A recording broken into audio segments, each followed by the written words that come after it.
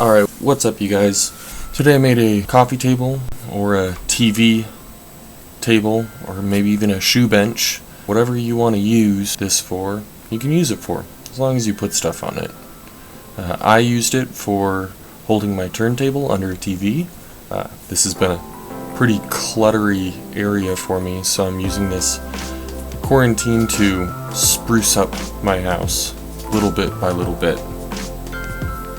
Hopefully you stocked up on wood and you can get a bunch of projects done. First I had to cut the tabletop on my crosscut sled. I had this already put together tabletop, so that was the easiest part of this entire build. I'm trying to keep myself as busy as possible during this entire quarantine.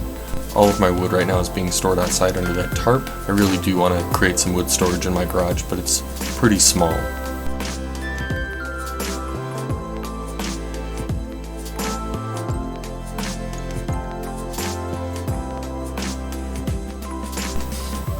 First thing I had to do is cut down the legs. I, of course, jointed and planed, made a nice piece with 90-degree angles, and then cut it down on my table saw to about 11 inches. I didn't want it to look so boxy, so I did a few different things to create some curves and lines that I really liked. So to do that, I pulled out the bandsaw, created an angle based on just some arbitrary measurements, and then cut them on the bandsaw. But I wanted the angles on two sides of each of the legs, so I took the wedge and taped it back to the leg, and then created the same measurement and the same angle on the other side with that first wedge taped to it. Then I can run it back through the bandsaw and create a nice little angle. I don't have a resawing blade on my bandsaw right now, so the lines aren't perfect and required a lot of sanding. To the next part, I wanted to get a good 90-degree angle on there before running it through the table saw. So I ran it over my jointer a few times. There was a nice bow on that.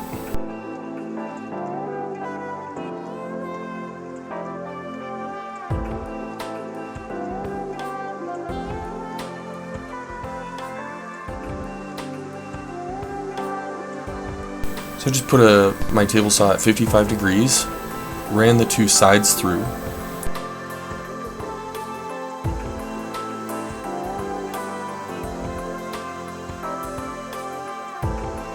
For safety, I didn't want to run the end through, and I don't have a table saw long enough for that.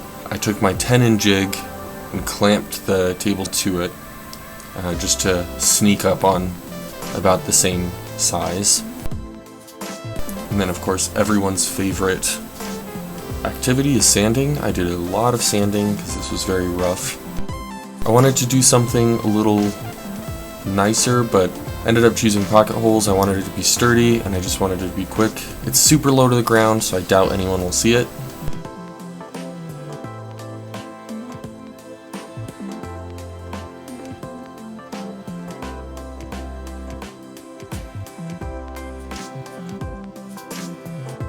I have no idea what this wood is, so please, when you get the close-ups, let me know. I think it's cherry or mahogany and maple.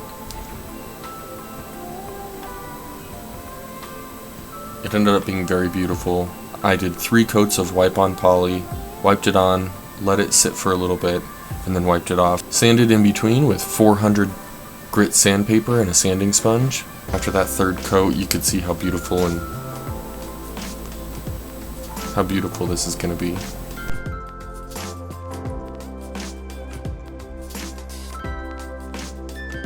One thing I didn't record was I put a stopped rabbet on the edge of the legs, and then I used my router to route out a little piece for the tabletop holders.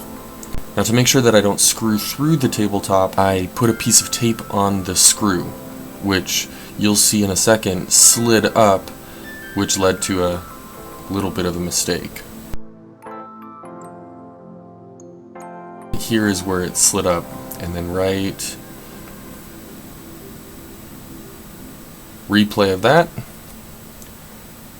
Right. That felt off. I'll end up having to just fill that in with some wood filler, and that'll be fine. Mistakes happen, but I didn't have another table, and this is going to be covered with stuff anyways. Here's some close-ups. You could see that stopped rabbet, which I used a rabbiting bit on my router for that.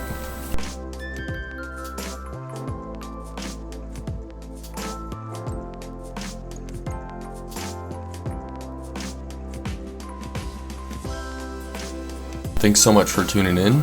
This is my first video. You should like and subscribe so you can see more. I've got a few different projects planned as I'm stuck at home here in Denver for the unforeseeable future. And I've stocked up on wood, and I'm excited to create a bunch of projects for you. Thanks again for tuning in.